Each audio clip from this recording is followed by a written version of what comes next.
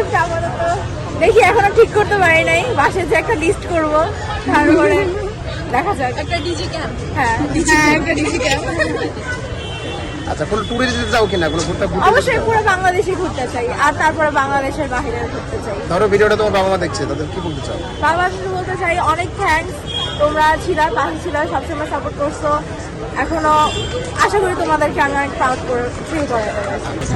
মেয়েরা পায় এটা আপনারা বলুন না, আপনারা যে বলতেছেন সেজন্য আমি বললাম যে মেয়েরা পরে বসে পড়ে, ছেলেরা একটু চঞ্চল প্রাণী বেশি, ওরা একটু মানে লেখাপড়া ইয়েতে করে বেশি, শ্রম দেয় বেশি, মেয়েরা একটু কথাও শুনে, এতটুকুই বুঝি আর কি।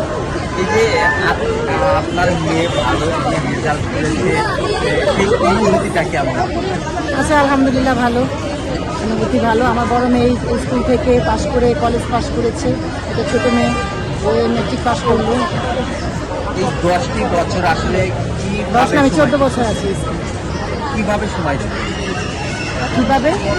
আপনার এই মেয়ের পিছনে আসলে এই যে 10টি বছর আসলে সবচাইতে অবদান কি, মানে ও চেষ্টা করেছে, আমি ওকে ইনস্ট্রাকশন দিতাম, কিন্তু চাপ দিতাম না যে তুমি তোমার মতো করো, তুমি সম্পূর্ণটা কমপ্লিট করো, সিলেবাসটা কমপ্লিট, কিন্তু জোর করে কিছু করা যাবে না।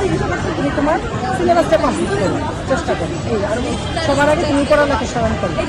আমার কথা হচ্ছে তোমাকে আল্লাহকে খুশি করবে, আল্লাহ তোমাকে খুশি করবে। কোনোভাবে মেয়ের রেজাল্টটা যদি একটু খারাপ হয়,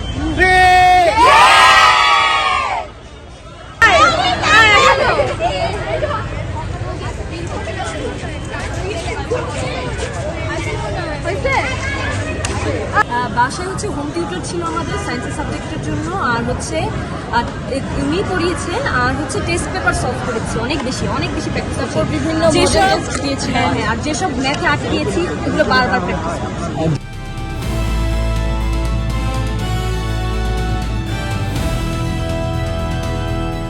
দিনাজপুর টিভি, মানুষের জীবনের কথা বলে।